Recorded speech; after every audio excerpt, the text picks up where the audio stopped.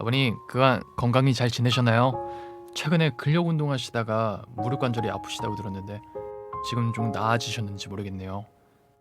저도 이제 무기 욕심은 버리고 그냥 올바른 자세 잡는 것에 더 신경 쓰게 되더라고요.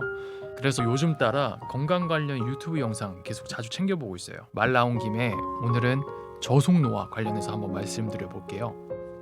혹시 아산병원 정의원 교수 들어보셨어요?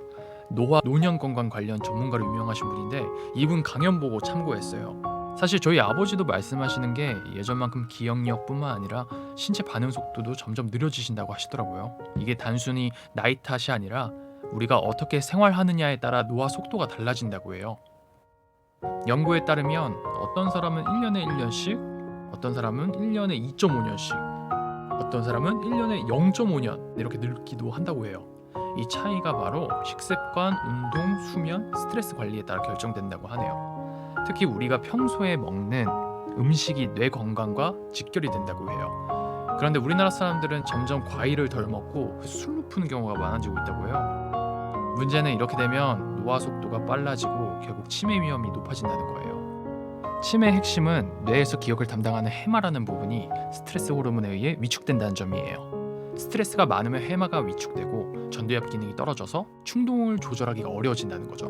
그 결과 더 달고 짜고 기름진 음식을 찾게 되는 거고 식습관이 나빠지는 거예요. 결국엔 뱃살이 나오고 혈관 건강이 악화돼서 이것들이 치매로 이어진다는 거예요.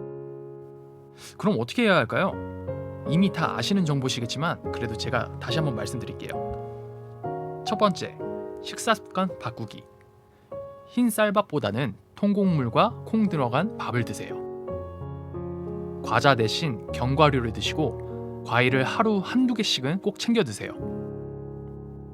올리브 오일과 아보카도 오일을 사용하고 튀기는 음식보다는 찌거나 굽는 방식을 선택하세요. 고기 드실 때도 가급적이면 생선이나 닭고기를 먼저 선택하는 게 좋아요. 두 번째, 운동과 수면 습관 들이기. 근력 운동과 유산소 운동을 병행하시면 근육량을 유지하시면서 혈당 조절에 좋다고 해요. 무리하실 필요 없이 하루 30분씩만 걸어도 큰 효과가 있어요. 충분한 잠은 물론이고 명상이나 가벼운 산책이 스트레스 관리에 좋다고 하네요. 세 번째, 생각 비우기. 하루 10분에서 15분 정도 조용한 곳에서 명상하세요. 뇌가 쉬어야 스트레스가 줄어든다고 하네요. 산책을 하시면서 자연 경광을 바라보면 뇌의 긴장이 풀리고 창의력이 향상된대요.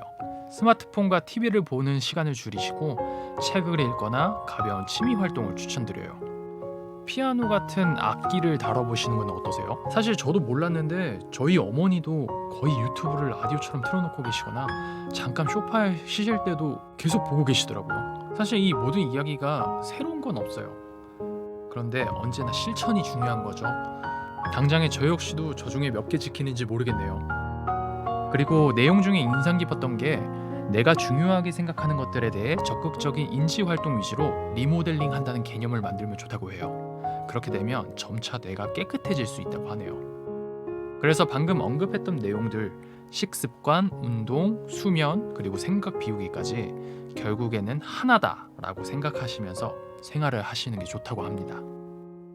어쨌든 아버님, 저도 아버님 어머님과 건강하게 오랜 시간 보내고자 지금부터라도 작은 변화를 만들어 보려고 해요. 당장에 저부터라도 핸드폰과 TV 보는 시간을 줄여보려고 합니다.